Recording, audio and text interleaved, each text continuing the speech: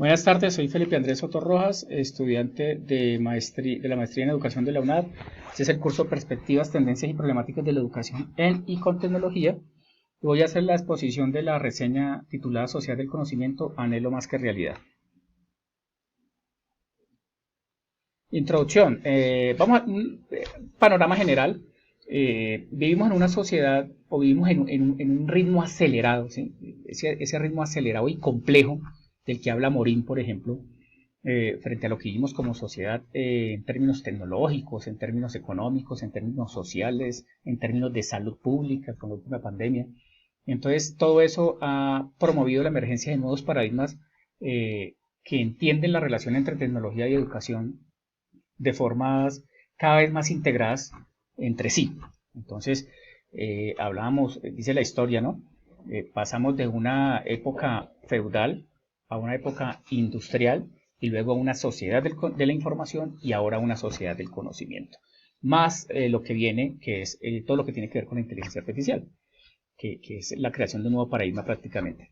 Entonces, decimos que estamos en la sociedad del conocimiento, ¿sí?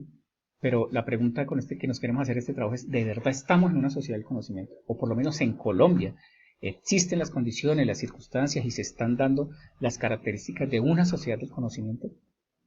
Entonces eso es lo que queremos averiguar acá. Tenemos una metodología del artículo de revisión documental. El objetivo es exponer desde una mirada crítica la realidad en la relación entre educación y la sociedad del conocimiento.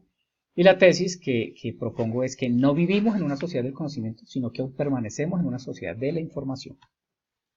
El constructo teórico está Colas, Espinosa y Díaz. Son tres autores muy reconocidos a nivel latinoamericano, dos de ellos, México y Chile, y otra en España, que han trabajado, digamos que son de los que más han trabajado en habla hispana, lo que tiene que ver con la sociedad del conocimiento, la información, la educación, todo esto. ¿Qué proponen ellos? La sociedad de la información y el conocimiento se diferencian porque la sociedad de la información es la piedra angular de la sociedad del conocimiento. Es decir, estos autores conciben que la sociedad del conocimiento es como, de la información es como una etapa previa a la emergencia de la sociedad del conocimiento. Pero también aclaran que la existencia de una sociedad de la información no necesariamente implica la existencia de una sociedad del conocimiento al mismo momento ni futura. Es decir, la sociedad se puede quedar en una sociedad de la información y no migrar a una sociedad del conocimiento. Y eso depende de algunos asuntos que ahora vamos a ver. Hablan de que la sociedad del conocimiento incluye una dimensión de transformación social, cultural, económica, política e institucional que no está en la sociedad de la información.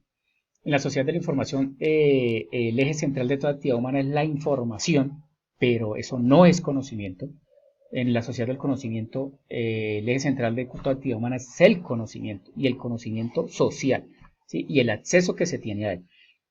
El boom de la sociedad de la información fueron las TIC, que permitieron acceder a información sin límite, pero luego esa información tenía que convertirse de alguna manera en conocimiento porque dejó de ser útil.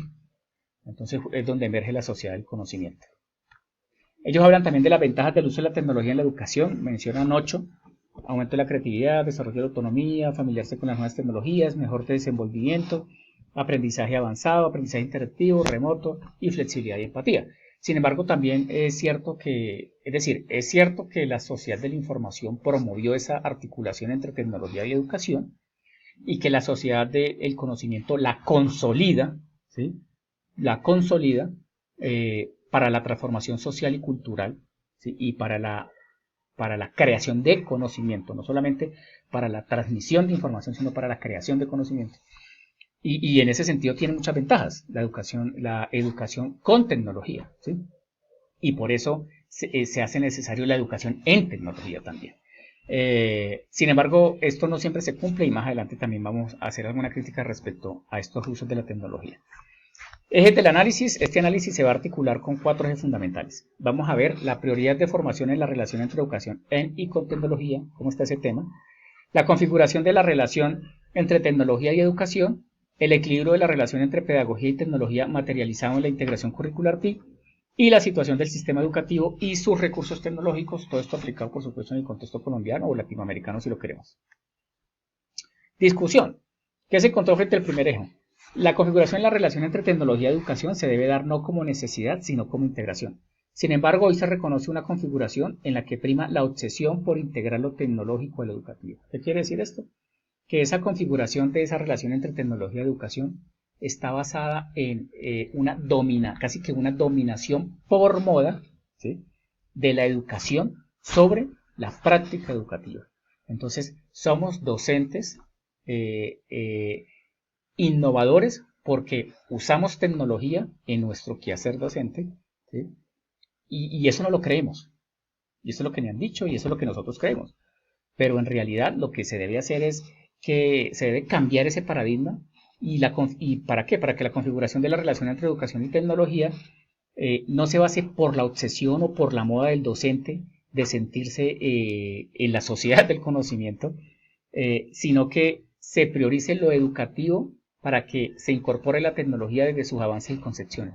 Es decir, y aquí cabe lo que dicen algunos actores, que la tecnología esteriliza la innovación pedagógica curricular, y per se la tecnología, no podemos decir que esterilice la innovación pedagógica curricular, pero el mal uso de la tecnología, es decir, la tecnología en una configuración de este tipo, sí esteriliza esa innovación pedagógica y curricular. ¿Por qué? Pues porque porque no, la idea es que nosotros innovemos en lo curricular, en lo pedagógico, en lo educativo, y que esa innovación nos genere la necesidad de integrar la tecnología, y no al contrario.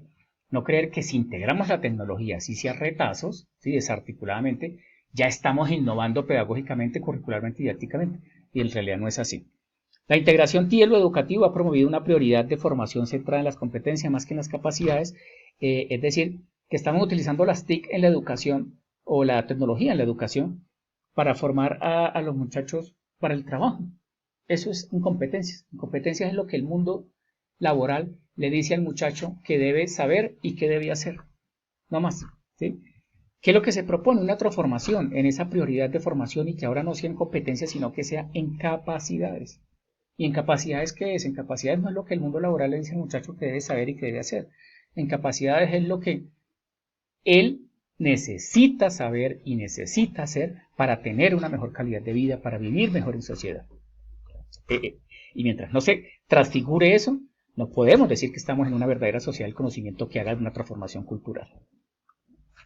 En lugar de que el currículo, en lugar de que el currículo oriente el uso de las TIC, son las TIC las que están orientando al currículo, muy parecido a lo que hablamos de la configuración de la relación entre educación y tecnología, pero esta vez muy aterrizado a lo que tiene que ver con la integración curricular.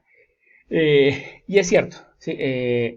La idea es que el currículo y la innovación curricular oriente el uso de las TIC en el quehacer educativo, pero ahora está al contrario, ¿sí? Entonces, ahora, antes de diseñar la estrategia curricular de mi clase, yo miro a ver qué herramienta tecnológica puedo utilizar. Y no debería ser así. Yo diseño la estrategia curricular de mi clase, ¿sí?, incluyendo lo que llaman algunos actores el currículo oculto, ¿sí?, porque no se puede desprender del impacto que pueda tener en su construcción social mi enseñanza y el aprendizaje que el estudiante adquiere. Y luego de eso, como voy a ser innovador diseñando mi currículo, entonces me va a exigir incorporar tecnología, ¿sí? Y ahí sí puedo decir que soy un innovador curricular. Y no al contrario, yo quisiera hacer la clase de tal manera, pero es que no tengo una herramienta tecnológica que me la acompañe. Entonces más bien modifico el currículo para que me cuadre con el recurso tecnológico. No, estamos mal. Se debe integrar la TIC como medio integrado al currículo y transversal a la práctica pedagógica. Solo así es posible que el docente pueda hallar nuevas perspectivas para cuestionar su práctica pedagógica. Y eso es muy cierto. ¿Por qué? Porque mientras no lo hagamos así, el docente siempre va a creer que, como le dije ahora, que es el super innovador curricular, ¿sí? Porque usó su Tori, porque usó esta herramienta, porque usó esta otra, pero pero la innovación curricular no se está dando y no está siendo transversal a la práctica pedagógica. En Colombia la brecha digital en el sistema educativo es dantesca, eso no necesita mucha explicación.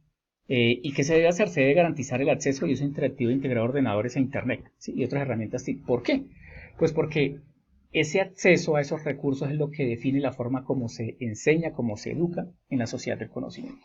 ¿Sí? O sea, no podemos decir que estamos en una sociedad de conocimiento, ni siquiera en una sociedad de la información, prácticamente.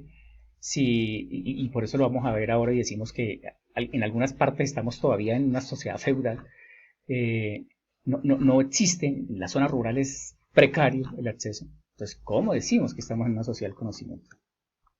Conclusiones.